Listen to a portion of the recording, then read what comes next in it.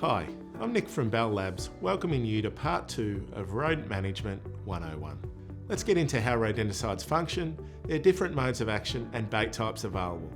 Essential knowledge for every pest technician. Rodenticide active ingredients generally fall into two categories: anticoagulant and non-anticoagulant. Anticoagulants work by disrupting the blood clotting process, causing uncontrolled bleeding in rodents, eventually leading to death. There are first generation and second generation anticoagulants.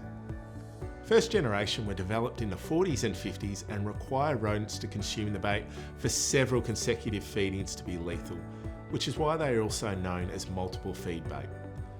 Examples include warfarin and difascinone.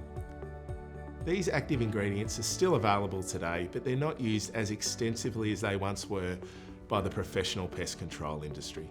Resistance to some of these first generation anticoagulants led to the development of second generation in the 1970s, which are lethal in a single dose.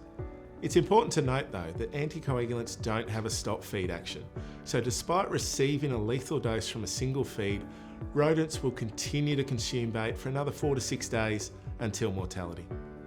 Second generation anticoagulants, the most widely used by professional pest managers today, include brodifacoum and bromadiolone, in addition to the others listed here. As for non-anticoagulant active ingredients, there are 3 currently available in Australia: zinc phosphide, cholecalciferol and bromethylene. Zinc phosphide is registered for broadacre and cropping use, meaning you'll rarely encounter it as a professional pest technician. It reacts with a rodent's stomach acid, releasing phosphine gas, proving highly toxic. This is especially toxic for animals that can't vomit or regurgitate, like rats, mice and rabbits.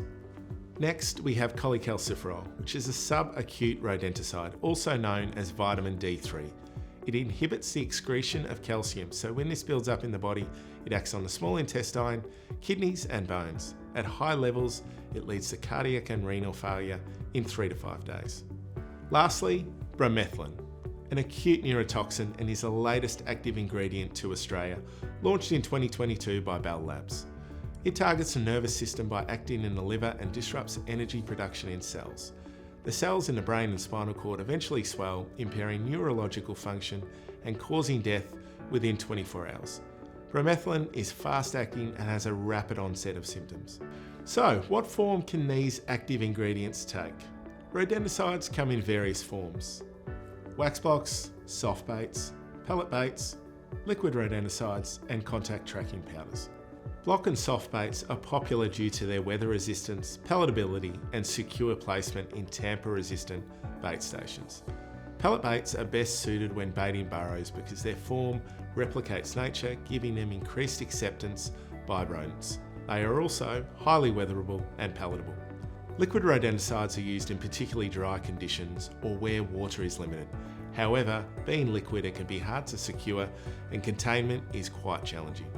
Finally, contact tracking powders adhere to the feet and fur of rats and mice, with the toxicant ingested during their grooming process. Next up, watch our videos about rodenticides available from Bell Labs and how to best service a bait station.